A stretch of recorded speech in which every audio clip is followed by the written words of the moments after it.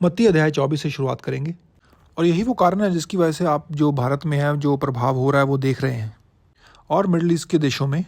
और राज्य का यह सुसमाचार सारे जगत में प्रचार किया जाएगा कि सब जातियों पर गवाही हो, तब अंत आ जाएगा।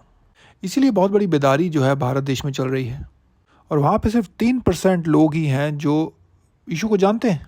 ज़्यादातर जो लोग हैं वो हिंदू हैं, और वो भागे जा रहे हैं यीशु मसीह के पास। और मैंने खुद अपनी आंखों से देखा है। किसी ने मुझे कहा, मैं उस पर विश्वास नहीं कर रहा हूँ, मैं अपनी आंखों से मैंने उन चीज़ों को देखा है। अगली आयत देखेंगे हम। और उन कलेशों के दिनों के बाद, और ये जो कलेश के दिन है, ये बात हो रही है कि जब इज़राइल का जो राष्ट्र है उस कलेश में से गुजरेगा, उसकी बात हो रही है। और वो जो कठिन समय का वो जो सामना करेंगे 3.5 साल के लिए। सूर्य अंधेरा हो जाएगा, चंद्रमा का प्रकाश जाता रहेगा, तारे आकाश से हिल पड़ेंगे, आकाश की शक्तियाँ हिलाई जाएंगी। और ये उस समय की बात हो रही है जब वो 3.5 साल के अंत में जब वो ये कलेश आएगा। मैं जानता हूँ आज क्रिसमस है और ये बड़ा ही उत्साहित करने वाला प्रचार है। आज खुश हो जाइए, यीशु आने वाला है। तब मनुष्य के पुत्र का चिन्ह आकाश में दिखाई देगा, और तब पृथ्वी के सब कुलों के लोग छाती पीटेंगे और मनुष्य के पुत्र को बड़ी सामर्थ और ऐश्वर्य के साथ आकाश के बादलों पर आते देखेंगे। इतना भी काफ़ी था, पर वो आगे भी कुछ कहता है। वह एक बड़ी तुरी के शब्द के साथ अपने दूतों को भेजेगा, और वे आकाश के इस छोर से उस छोर तक चारों दिशाओं से उसके चुने को इकट्ठा करेंगे। देखिए यहाँ लिखा हुआ है कि वो जो उनको इकट्ठा करेंगे वो पृथ्वी से नहीं करेंगे, वो उनको आकाश के हर एक छोर से इकट्ठा करेंगे। और ये कलीसिया के उठाए जाने के विषय में लिखा हुआ है। देखिए, यदि आपका यीशु के साथ संबंध अच्छा नहीं है तो मैं आपको चाहता हूँ कि जिससे पहले कि ये सब चीज़ें हो, अपने संबंध को यीशु मसीह के साथ ठीक कर लीजिए। क्योंकि जब मसीह लोग उठा लिए जाएंगे उसके बाद कुछ अच्छा नज़ारा नहीं होगा यहाँ पर। अंजीर के पेड़ से यह दृष्टांत सीखो, जब उसकी डाली कोमल हो जाती है और पत्ते निकलने लगते हैं तो तुम जान लेते हो कि ग्रीष्म काल निकट है। इसी रीति से जब तुम इन सब बातों को देखो, लिखा हुआ है कि जब तुम इन बातों को देख लोगे, आप देखेंगे। और उसने हमें बहुत ही चिन्ह दिए हैं। वो अपने वचनों से भी बातें करता है, और देखिए किसी और से भी कर सकता है। जैसे उसने मेरी भतीजी बैका से बात की थी, वो किसी से भी कर सकता है। जो भी भविष्य में होने वाला है वो आपको बता सकता है। यीशु मसीह ने कहा था यूहन्ना में कि जब सत्य का आत्मा आएगा तो वो तुम्हें सत्य के मार्ग के बारे में बताएगा। और वो सिर्फ प्रचारकों के लिए नहीं है, लिखा है कि वो सबको सत्य का मार्ग दिखाएगा। वो अपनी ओर से कुछ नहीं कहेगा, लिखा हुआ है कि वो जो पिता से सुनता है वही वो कहता है। और वो आपको दिखाएगा आने वाली चीज़ों के विषय में, जिसका अर्थ है जो चीज़ें अभी बीती नहीं है। और ये हर एक विश्वासी के लिए है, वो किसी भविष्यवक्ता के लिए नहीं है, वो सबके लिए है, किसी हर एक विश्वासी के लिए। वो आपको भविष्य के बारे में बताता है, आपके खुद के जीवन के बारे में या किसी और के जीवन के बारे में। जी हाँ, वो कर सकता है। तो लिखा है कि समझ लेना वो द्वार पर ही है जब तुम इन चीज़ों को देखो होता हुआ। और मैं तुमसे सच सच कहता हूँ कि जब तक ये सब बातें पूरी ना हों तब तक इस पीढ़ी का अंत नहीं होगा। मुझे याद एक भाई जब हम इस बिल्डिंग को बना रहे थे मुझसे मिला, और उसने कहा कि यीशु तो आकर चला भी गया है।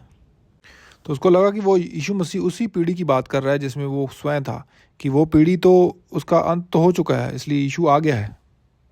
पर यीशु मसीह के कहने का अर्थ है कि वो पीढ़ी जो इन सब चीज़ों को होते हुए अपने सामने देखेगी, वो उस पीढ़ी की बात कर रहा है, उस जनरेशन की, कि वो नहीं बीतेगी जब तक ये सब बातें पूरी ना हो जाएं।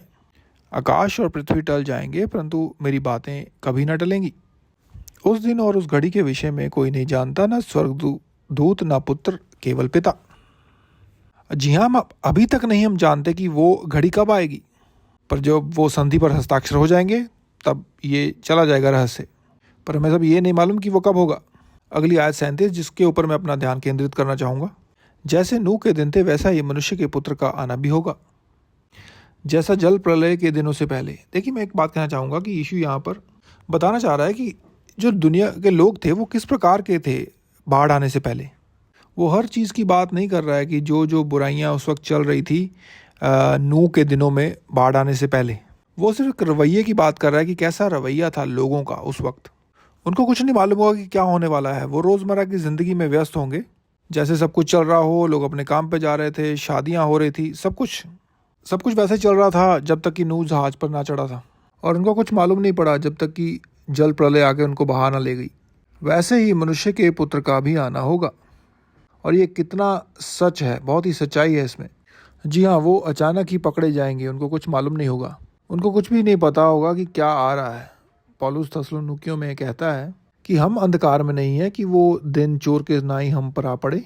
पर आपकी तैयारी सही है, मुझे लगता है होनी ही चाहिए, क्योंकि आपको सबसे ज़्यादा बताया जा रहा है। तो आपको सबसे ज़्यादा बताया जा रहा है, तो यदि इस सब होने के बाद भी आप अपनी तैयारी ना करें तो फिर दोष आपके ऊपर है। लेकिन उनको कुछ मालूम ना पड़ा जब तक जल प्रलय नहीं आ गई। उस समय 2 जन खेत में होंगे, एक ले लिया जाएगा और दूसरा छोड़ दिया जाएगा। वो लोग काम कर रहे होंगे अपने दिनचर्या में, क्या आपने ध्यान दिया कि लोग काम कर रहे थे? तो अपना काम मत छोड़िए। यदि आपके पास नौकरी है तो नौकरी छोड़िएगा मत। आपने देख ही लिया कि यदि आप काम भी कर रहे होंगे तो उठाए जाने के समय आप उठा लिए जाएंगे। जी हाँ, अगली आयत देखते हैं। मैंने आपको शायद और भी आयतें दी थी। जी हाँ, चलो मुझे मालूम नहीं, शायद मैं भूल गया हूँ। तो खैर छोड़िए, वहाँ पे इशू और भी थोड़ी सी बात कर रहा था उठाए जाने के विषय में। क्या आप 40 आयत तक रुक गए? ठीक है, कोई बात नहीं, शायद मैंने आपको 40 आयत तक ही बताया था। वो आगे थोड़ा और बात करता है उठाए जाने के बारे में, और जो कहने का अर्थ है कि वो बताने की कोशिश कर रहा था कि ज़िंदगी जो है वैसे ही चलती रहेगी इस पृथ्वी के ऊपर, लाइफ चलती रहेगी अंत के समय तक, जब तक उसके आने का समय ना हो जाए तब तक चलता रहेगा सब कुछ।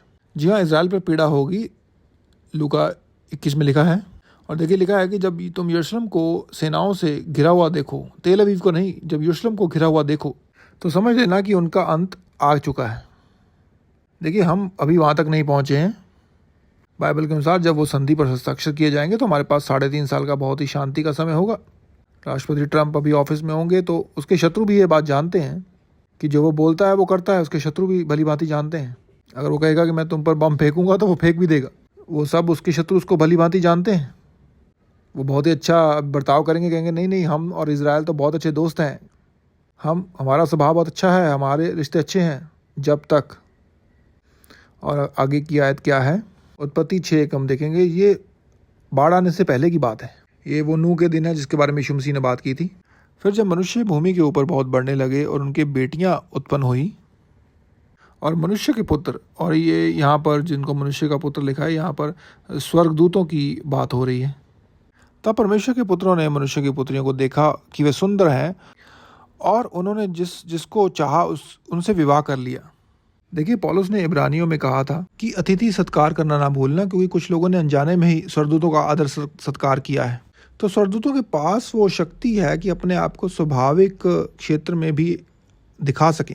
और यहाँ वो आए और परमेश्वर ने जहाँ पर उनको रखने के लिए कहा था कि रहने के लिए, उसको छोड़कर वो यहाँ पर दिखे पृथ्वी पर और शादियाँ करनी शुरू कर दी लड़कियों के साथ, इंसानों के साथ, जिसकी करने की अनुमति उनको नहीं थी। जिसको चाहा उनसे विवाह कर लिया। और देखिए कि परमेश्वर को ये पसंद नहीं आया।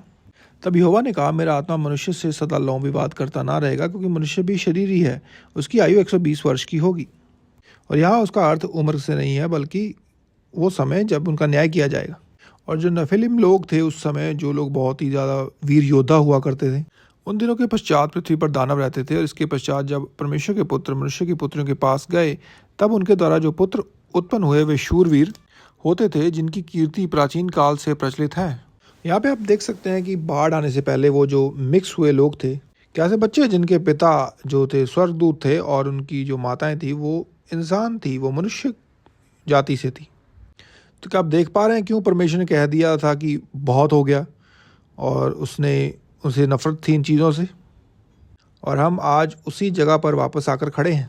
आज के समय में जब लोग अपने बच्चों को भी उठा के ऐसी जगह पर लेके जाते हैं जहाँ वो मर्द औरतों कपड़े पहन के नाच रहे हैं, तो समझ लीजिए कि समय क्या चल रहा है। अगली आयत। तब यहोवा ने देखा कि मनुष्यों की बुराई पृथ्वी पर बढ़ गई है। जी, हम उसी आयत को देख लेते हैं। और लिखा है कि उनके मन के विचार में जो कुछ उत्पन्न होता है वह निरंतर बुरा ही था। और ये परमेश्वर ने उनके मन को देखा। और यहाँ पर ये विश्वासी की बात नहीं हो रही है, क्योंकि हम जानते हैं कि नूह भी उसी टाइम में रह रहा था। संसार ऐसे काम कर रहा है। क्या आपने वो न्यूज़ नहीं देखी उस लड़की के बारे में जो एक ही दिन में 100 लोगों के साथ सोई, और बड़ा खुल्लम खुल्ला चर्चा कर रही थी उस बारे में वो। और उसके माँ बाप ने कहा कि हम उसका समर्थन करते हैं। और आपको फिर अभी भी नहीं लगता कि परमेश्वर के आने का समय जो है बिल्कुल ही हमारे ऊपर है? क्या आप देख पा रहे हैं मनुष्य की दुष्टता? और यहोवा पृथ्वी पर मनुष्य को बनाने से पछताया और वह मन में अति खेदित हुआ। तो क्या आपने इस बात पर ध्यान दिया कि परमेश्वर का भी दिल दुखता है हमारे कामों से? उसका हृदय बहुत ही कोमल है, किसी और का हृदय उसके मुकाबले में है नहीं। देखिए हम कई बार लड़कियों की बात करते हैं कि उनका हृदय कोमल होता है। यहाँ पर भी होंगे जिनके हृदय बहुत ही कोमल हैं, पर परमेश्वर के हृदय इतना कोमल किसी का हृदय नहीं है। और उसका भी दिल दुखता है जब वो मनुष्यों को ऐसे काम करते देखता है। आइए अगली आयत देखते हैं। तब यहोवा ने कहा, मैं मनुष्य को जिसकी मैंने सृष्टि की है पृथ्वी के ऊपर से मिटा दूंगा। क्या मनुष्य, क्या पशु, क्या रेंगने वाले जंतु, क्या आकाश के पक्षी, सबको मिटा दूंगा, क्योंकि मैं उनके बनाने से पछताता हूँ। परंतु यहोवा के अनुग्रह की दृष्टि नूह पर बनी रही और वह आप पर भी है। और देखिए, ध्यान दीजिए कि जब प्रभु का उठाया जाना होगा, इस बार सिर्फ 8 लोग नहीं होंगे। पहली बार सिर्फ 8 लोग थे उस जहाज़ पर, सिर्फ 8 लोग, बाकी सब मर गए। पर अब इस बार ऐसा नहीं होगा, क्योंकि बहुत लोगों तक सुसमाचार पहुंचाया गया है। एक बहुत बड़ा उठाया जाना होगा। पर यदि तुलना करें इस पूरे पृथ्वी की आबादी के अनुसार तो बहुत कम लोग होंगे, पर काफ़ी लोग होंगे। और लिखा है कि नूह को अनुग्रह की दृष्टि मिली परमेश्वर की ओर से। नूह की वंशावली यह है। नूह धर्मी पुरुष था। देखिए, ध्यान दीजिए, लिखा है कि नूह एक धर्मी पुरुष था, खरा था। देखिए, मैं अपने व्यक्तिगत समय में पहला यूहन्ना पढ़ रहा था। उसमें लिखा था कि यदि आपने परमेश्वर को जान लिया है तो आपको वैसे ही चलना चाहिए जैसा वह चलता है। परमेश्वर दया करें उन लोगों पर जो लोग, मैं देख रहा था इंटरनेट पर, एक लड़की थी जो $43 मिलियन बना रही है साल का, कुछ गलत काम करके अपने शरीर के द्वारा। और प्रचारक यदि $2 लाख ही साल का बना ले तो उसके पीछे पड़ जाते हैं लोग। और उस लड़की की हिम्मत तो देखिए, उसने बोला कि मैं तो एक क्रिश्चियन हूँ, मैं मसीह हूँ। तो मुझे तो लगता है कि आजकल तो फिर सभी क्रिश्चियन हैं। मुझे लगता है शैतान भी आजकल यही कह देगा कि मैं भी तो विश्वासी हूँ। और नूह के बारे में लिखा है, देखिए, कि वो परमेश्वर के पर सिर्फ विश्वास ही नहीं करता था, उसके साथ चलता भी था, जो उसका विश्वास था। और नूह से शेम और हाम और येपेत नामक 3 पुत्र उत्पन्न हुए। उस समय पृथ्वी परमेश्वर की दृष्टि में बिगड़ गई थी और उपद्रव से भर गई थी। और यहाँ से हमें देखने को मालूम पड़ता है कि कैसा माहौल था उस वक्त धरती के ऊपर। यहाँ पर हम देख रहे हैं कि अहिंसा भी हो रही है। देखिए, लोगों के बीच में कामुकता भी थी। क्या आपको ये सब चीज़ें दिख रही हैं आज आपके आसपास? मैं न्यूज़ देख रहा था कि एक न्यूज़ रिपोर्टर ने जो न्यूयॉर्क की गवर्नर थे उससे पूछा, और वो बड़े घमंड से कह रही थी कि जो क्राइम है वो तो बहुत कम हो गया है शहर में। पर वो जो रिपोर्टर थी, धन्यवाद उसका, वो बुद्धिमान थी। कुछ ऐसे लोग भी हैं जो हमारे लिए जाके लड़ते हैं इन लोगों से। तो उसने कहा, आप तो उस वक्त ये बात कर रही हैं कि जो क्राइम अभी कम हो गया है, जो पहले अभी कुछ साल पहले हालांकि बहुत ज़्यादा था और अब कम हुआ है, आप तो सिर्फ उसी की बात कर रही हैं। पर यदि हम 2020 से बात करें, जब से आपकी सरकार आई है, तो जो मर्डर हैं, जो कत्ल हैं, वो 200% 200 गुना बढ़ गए हैं। पर उसने वो थोड़ा समय पकड़ लिया और कहा कि नहीं नहीं, क्राइम तो कम हो गया है। और उसको लगा कि लोग सब सो रहे हैं। अभी थोड़े समय में कम हुआ है, लेकिन 2020 की यदि तुलना करें तो 200% जो है वो मर्डर रेट जो है वो बढ़ गया है शहर में। और ये कोई छोटा नंबर नहीं है। और परमेश्वर ने पृथ्वी पर जो दृष्टि की तो क्या देखता है कि वह बिगड़ी हुई है, क्योंकि सब प्राणियों ने पृथ्वी पर अपना चाल चलन बिगाड़ लिया था। तब परमेश्वर ने नूह से कहा, सब प्राणियों के अंत करने का प्रश्न मेरे सामने आ गया है, क्योंकि इनके कारण पृथ्वी उपद्रव से भर गई है, इसलिए मैं उनको पृथ्वी समेत नष्ट कर डालूंगा। अगली आयत देखते हैं, 2 पतरस अध्याय 3। परंतु प्रभु का दिन चोर के समान आ जाएगा। देखिए, ये हमारे लिए नहीं है। देखिए, ये संसार के लोगों के विषय में बात हो रही है। उनको कुछ मालूम नहीं कि उनके लिए क्या आ रहा है। यदि आप उन्हें बता भी दें कि क्या आने वाला है तो वो आपको नकार देते हैं, आपको सुनेंगे नहीं। और इसी पत्री में आगे जाके पतरस कुछ इस प्रकार कहता है, बहुत सारे ठट्ठा करने वाले अंत के समय में आएंगे और कहेंगे, कहाँ है परमेश्वर जब से हमारे बाप दादा सो गए हैं, कि कुछ नहीं बदला, सब कुछ तो वैसा ही चलता आ रहा है जैसा चलता आ रहा था। प्रभु का दिन चोर के समान आ जाएगा, और उस दिन आकाश बड़ी हड़बड़ाहट के साथ के शब्द से जाता रहेगा, और तत्व जो कि पृथ्वी पर हैं, लिखा है कि बहुत ही तपन के साथ होकर पिघल जाएंगे। पृथ्वी और उस पर के जो काम है वो जल जाएंगे। जबकि ये सब वस्तुएं इस रीति से पिघलने वाली हैं, तो तुम्हें पवित्र चाल चलन और भक्ति में कैसे मनुष्य होना चाहिए।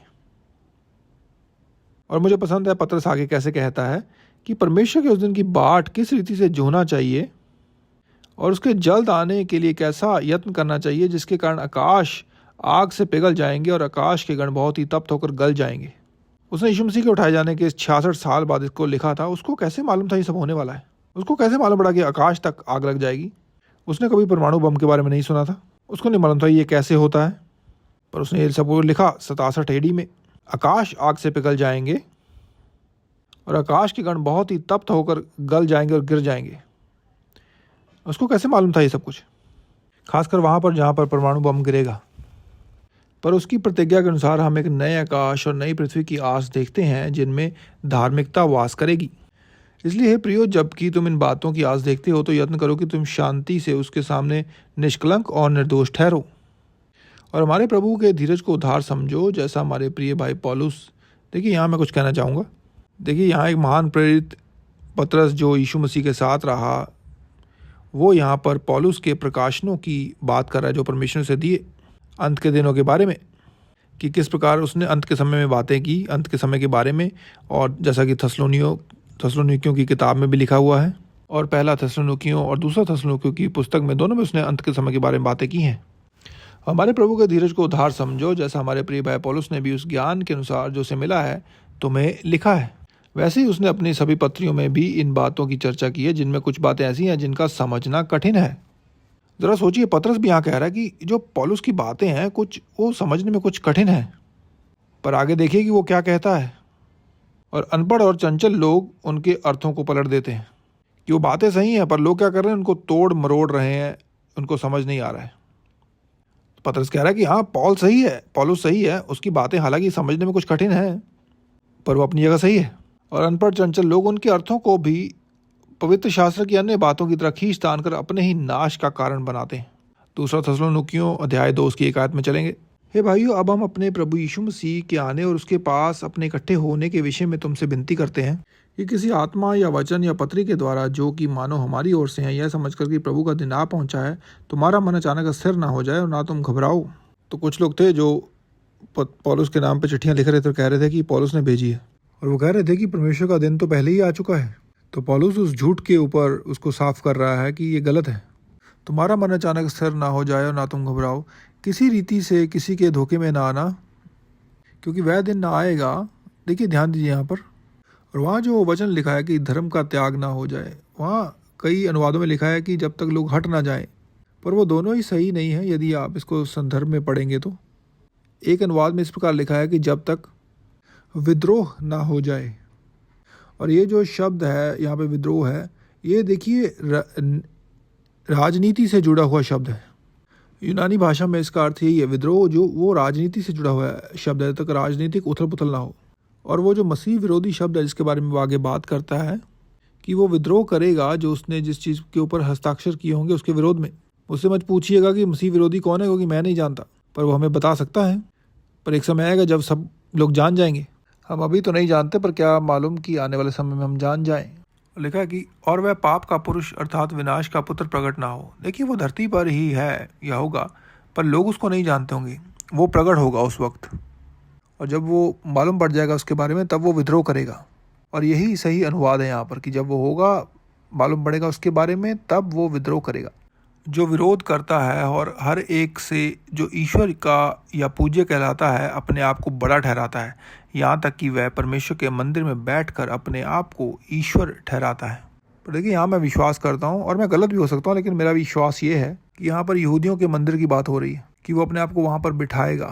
क्योंकि दानियल की पुस्तक में लिखा हुआ है कि जो इजरायली बलिदान दे होंगे वो उनको वहाँ से हटा देगा, कि जब वो इजरायलियों को चूर चूर कर देंगे तो उनके जो मंदिर हैं उसके ऊपर जा बैठेंगे।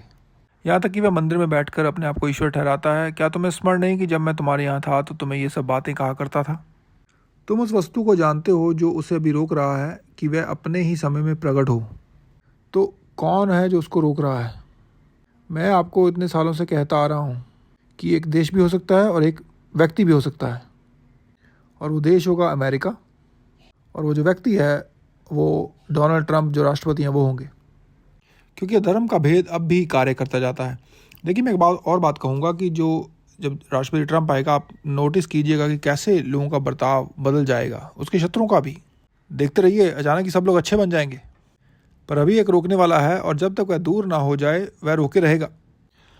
तब वह धर्मी प्रकट होगा जिसे प्रभु यीशु अपने मुंह की फूंक से मार डालेगा। देखिए, ध्यान दीजिए, यहाँ पर लिखा है कि जब तक वह रोकने वाला हटा ना दिया जाए, उसके बाद ये सब कुछ होगा। वो मसीह विरोधी अपने आप को बाद में प्रकट करेगा जब वो रोकने वाला हटा दिया जाएगा। वह प्रभु यीशु अपने मुंह की फूंक से उसे मार डालेगा और अपने आगमन के तेज से भस्म करेगा। उस धर्मी का आना शैतान के कार्य के अनुसार सब प्रकार की झूठी सामर्थ और चिन्ह और अद्भुत काम के साथ होगा। ये हिस्सा है जो मुझे डरा देता है कि वो जो सामर्थ, चिन्ह और अद्भुत काम करेगा। देखिए, आप जानते हैं, देखिए, हम सब चंगाई में विश्वास करते हैं। शुक्रवार को आपने टैड का मैसेज सुना ही था। हम चंगाई में विश्वास करते हैं। आपको मालूम है शैतानी चंगाइयाँ भी होती हैं। हमने वो अभी तक नहीं देखी हैं, ज़्यादातर नहीं देखी हैं। क्या आप समझ सकते हैं कि कैसी एक बड़ी दुविधा लोगों के मन में आएगी जो इन बातों को समझते नहीं हैं? कन्फ्यूज़ हो जाएंगे वो लोग जब वो इन चिन्हों और चमत्कारों को देखेंगे, जो भी वो होंगे, वो होंगे पर वो शैतान की ओर से होंगे। पौलुस लिख रहा है यहाँ पर, पौलुस यहाँ पर लिखता है शैतान के कार्य, और नाश होने वालों के लिए अधर्म के सब प्रकार के धोखे के साथ होगा। क्यों होगा? क्योंकि उन्होंने सत्य से प्रेम नहीं किया जिससे उनका उद्धार होता। उन्होंने सत्य से प्रेम ना किया। दानियल की किताब में हम चलते हैं, उसका 9 अध्याय। ये वो चीज़ें हैं जो हम देखने वाले हैं। जो जिब्राइल स्वर्गदूत था वो दानियल के सामने प्रकट हुआ और उसको परमेश्वर की योजना के बारे में बताया। वो दानियल को आगे बताता है कि परमेश्वर की योजना में जो 7-7 साल के 70 हिस्से हैं, टोटल 70 हिस्से जो 7-7 साल के हैं, और जो संदर्भ है वो यही है कि जो 70 हिस्से हैं 70 टुकड़ों में 7-7 साल के, और वो जो सारे साल हैं वो एक साथ नहीं चलते। वो 7 साल कभी पूरे होते हैं और 7 साल कभी, तो वो एक साथ नहीं है। उन सब के बीच में थोड़ा थोड़ा अंतर था किसी भी कारण। तो इसमें हम देखते हैं कि उन 70 सालों में से जो 69 हैं, 69, वो ऑलरेडी ख़त्म हो चुके हैं। उस वक्त ख़त्म हो गए थे जब यीशु मसीह को क्रूसित किया गया। तेरे लोगों और तेरे पवित्र नगर के लिए 70 सप्ताह ठहराए गए हैं कि उनके अंत तक अपराध का होना बंद हो और पापों का अंत और अधर्म का प्रायश्चित किया जाए और युग युग की धार्मिकता प्रकट हो और दर्शन की बात पर और भविष्यवाणी पर छाप दी जाए और परम पवित्र का अभिषेक किया जाए। और यहाँ पे ध्यान दीजिए, जो इंग्लिश अनुवाद है वहाँ लिखा है कि परम पवित्र जगह का अभिषेक किया जाए, पर असली अनुवाद में ऐसा नहीं है। इब्रानी में सिर्फ इतना लिखा है कि परम पवित्र का अभिषेक। वो मसीहा भी हो सकता है, मुझे नहीं मालूम, क्योंकि वहाँ पे लिखा नहीं है। इसलिए जान ले और समझ ले कि यरूशलेम को फिर बसाने की आज्ञा से लेकर, देखिए ये पुराने नियम में किसी एक राजा के अधीन हुआ था, निकलने से लेकर अभिषिक्त के प्रधान के समय तक 7 सप्ताह। देखिए यहाँ पे 7 सप्ताह और 62 सप्ताह लिखे हुए हैं। उसने सीधा ही 69 क्यों नहीं कह दिया? उसने 62 और 7 अलग अलग क्यों कहा? क्योंकि वो हमें बताने की कोशिश कर रहा है कि वो जो सारे साल हैं एक साथ में नहीं बीतते, उनमें अंतर है। तो हम कह सकते हैं कि 69 सप्ताह बीत चुके होंगे। आगे लिखा है कि 62 सप्ताह के बीतने पर चौक और खाई समेत वह नगर कष्ट के समय में फिर बसाया जाएगा, और वो हम देख चुके हैं पहले ही। और उन 62 सप्ताहों के बीतने पर अभिषिक्त पुरुष काटा जाएगा और उसके हाथ कुछ ना लगेगा। और मुझे कभी भी कोई किसी यहूदी से जब बात करने का मौका मिलता है, और मैं उन्हें दिखाना चाहूँगा कि आपकी खुद की बाइबल में इस प्रकार लिखा है कि जो अभिषिक्त पुरुष है वो काटा जाएगा। आपका खुद का शास्त्र ये कहता है। और आने वाले प्रधान की प्रजा नगर और पवित्र शास्त्र को नष्ट तो करेगी, यरूशलेम के बारे में बात हो रही है, परंतु उस प्रधान का अंत ऐसा होगा जैसा बाढ़ से होता है, तो भी उसके अंत तक लड़ाई ही होती रहेगी, क्योंकि उसका उजड़ जाना निश्चय ठान लिया गया है। यहाँ ये आखिरी के 7 सालों की बात हो रही है। वह प्रधान 1 सप्ताह के लिए बहुतों के संग दृढ़ वाचा बांधेगा। इब्रानी में वो 1 सप्ताह 7 साल है। और वह प्रधान 1 सप्ताह के लिए बहुतों के संग दृढ़ वाचा बांधेगा, परंतु आधे ही सप्ताह के बीतने पर वह मेल बलि और अन्न बलि को बंद कर देगा, और कंगूरे पर उजाड़ने वाली घृणित वस्तु दिखाई देंगी। और निश्चय ही ठनी हुई बात के समाप्त होने तक परमेश्वर का क्रोध उजाड़ने वाले पर पड़ा रहेगा। इस आयत में बहुत कुछ है। देखिए, कहने करते हैं वो इजराइल को नाश करेंगे, पर वो लोग जिन्होंने इजराइल को तबाह किया था वो अपने आप खुद भी तबाह हो जाएंगे। और वो हम पौलुस के द्वारा जानते हैं कि वो जब कैसे होगा, जब यीशु मसीह वापस आएगा। और भी वचन है? जी नहीं। अब ज़रा मुस्कुराएं खुशी से और कहें कि आज क्रिसमस है। देखिए, मुझे माफ़ कीजिए, मैं ऐसा ही हूँ। देखिए, मैं सच बताना चाहूँगा कि चाहे सच बताने के बाद आप मेरे मुंह पर थूक दें, वो अलग बात है। इसके बजाय कि परमेश्वर मुझसे कहे किसी दिन कि मैंने तुझे इतना कुछ बताया था, तो उन्हें लोगों से साझा क्यों नहीं किया। मैं वो व्यक्ति नहीं बनना चाहता। और देखिए, ये बात तो बहुत जल्दी साबित हो जाएगी। देखिए कि मैं मूर्ख हूँ कि नहीं हूँ, ये सबको मालूम पड़ जाएगा। वो सबके लिए प्लेन होगा, साफ साफ होगा। मेरे लिए छुपने के लिए कोई जगह नहीं होगी, क्योंकि मैंने सब कुछ साफ साफ कहा है। पर एक बात है कि मुझे छुपना नहीं पड़ेगा, वो छुपेंगे। जैसे एक बहुत ही मूर्ख व्यक्ति एक बार आया था, उन्होंने कहा आप ये सब चीज़ें नहीं कह सकते, आपको नहीं मालूम, आप ऐसे खुल्लम खुल्ला सबको मत बताइए। पर मेरा सवाल था कि तुम्हें कैसे मालूम कि जो मैं कह रहा हूँ मुझे नहीं पता मैं क्या कह रहा हूँ? क्या तुम मेरे साथ है जब मुझे वो स्वप्न आए? क्या तुमने परमेश्वर की आवाज़ सुनी जिस प्रकार मैंने सुनी थी? तुम्हें कैसे पता कि मुझे नहीं पता मैं क्या कर रहा हूँ? पर ये चिन्ह इतने साफ साफ हैं कि मेरे पास कोई जगह नहीं बचेगी भागने के लिए, और ये होके ही रहेंगी। और यदि आप इनके साथ कुछ नहीं करेंगे तो मुझे आप पर तरस आता है। आपके पास कोई बहाना नहीं रहेगा। वो कहेगा आपसे कि क्या तुमने वो नहीं सुना था मैसेज जो आपको सुनाया गया था, और तुमने अपने आप की तैयारी नहीं की? तुम वही अपने कामों में मशरूफ़ रहे जो तुम करते आ रहे थे, सिगरेट शराब जो भी करते आए हैं। आपने सुना नहीं पतरस ने क्या कहा कि किस प्रकार के लोग हमें होना चाहिए, कि पवित्र लोग और भक्ति में जीवन में होना चाहिए हमें। लगता है सबका क्रिसमस ख़राब कर दिया मैंने। पर क्या कभी आपको खेल में एक कोच मिला है जो बहुत ही स्ट्रिक्ट होता हो, जब वो आपको बहुत ही हार्ड ट्रेनिंग देते हैं, पर आपको बाद में मालूम पड़ता है कि अच्छा हुआ कि मैंने हार्ड ट्रेनिंग की थी। हो सकता है आप मुझे इस वक्त पसंद ना कर रहे हो, पर एक समय आएगा जब आप कहेंगे कि अच्छा हुआ कि मैंने वो मैसेज सुना था। हो सकता है इसका कुछ अभी ज़्यादा अर्थ आपको ना समझ आए। आपको मालूम है हम CBSE में पढ़े हुए कितने लड़के यहाँ बैठे हैं जो हम एक साथ पढ़े हैं एक स्कूल में। भाई टॉम एकबर्ड आज आने वाले थे पर वो किसी कारण नहीं आ सके, तो वो सब यहीं बैठे हैं। और कुछ हैं जो देख दो वो अलग जगह से हैं, पर क्या वो सब यहीं पर हैं। तुम दोनों कुछ ज़्यादा मस्ती मजाक मत करना, मेरे बॉडीगार्ड मेरे आसपास ही हैं, ध्यान रखना। मैं सिर्फ अपने दोस्तों से बात करना चाहूँगा इस वक्त। यदि मैं आपसे पूछूँ या इनसे पूछूँ, तीनों जो आगे बैठे हैं, आपसे सवाल पूछूँ, टॉम से मैं यही पूछता यदि वो यहाँ पे होता, कि यदि आपने हमसे हाई स्कूल में पूछा होता कि किसी दिन हम सब एक साथ एक चर्च में बैठे होंगे, क्या मैं सच कह रहा हूँ? आप सब लोग यहीं बैठे हैं, बताइए आप सब। ये सबसे आखिरी चीज़ होती हमारे माइंड पर, चर्च। पर क्या आपको खुशी नहीं है कि उसने हम पर दया की, परमेश्वर ने? मुझे बहुत खुशी है कि उसने हम पर दया दिखाई, कि हम अपने ही उस रास्ते पर नहीं चलते गए जो भी रास्ता हमने अपने लिए खुद ठहराया था, कि हमें बताया गया है ताकि हम पर वो दिन चोर की नाई ना आए, पर वो दुनिया के लोगों के लिए होगा। पर एक प्रचारक के नज़रिए से यदि मैं आपको कहूँ या सोचें आप, मेरे 3 दोस्तों को देखना आज जो परमेश्वर की सेवा कर रहे हैं एक प्रचारक होने के नाते, इससे तो मेरा दिल उमड़ आता है। मेरे लिए बहुत खुशी की बात है। मैं कहूँगा बहुत पूरी हुई सेवा मेरी है, मुझे इतना ही देख के खुशी होती है। मैं मुंबई में था, बहुत ही थका हुआ था, मेरा दिल भरा है और मैंने कहा प्रभु धन्यवाद आपका मुझे भारतीय लोगों के पास भेजने के लिए। पर ये बात यदि आप मुझसे पूछते उस वक्त जब मैं 29 साल का था, मुझे कोई उस वक्त क्लू ना होता।